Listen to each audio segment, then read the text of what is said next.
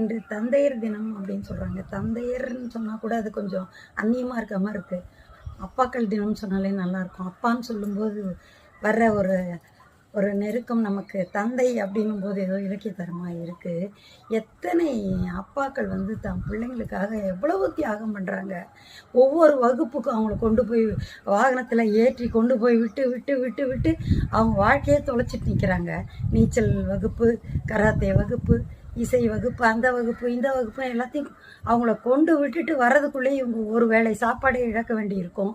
ஆனால் அந்த அம்மாக்கள் மட்டும் அப்பப்போ ஞாபகப்படுத்திகிட்டே இருப்பாங்க. நான் உனக்கு 4 மணிக்கு எழுந்து சமைச்சு கொடுத்தேன், இதை கொடுத்தேன், அதை கொடுத்தேன்.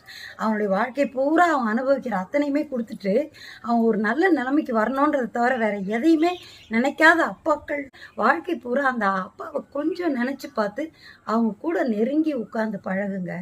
அப்பாக்கள் மனசு எவ்வளோ அழகான மனசுன்னு உங்களுக்கு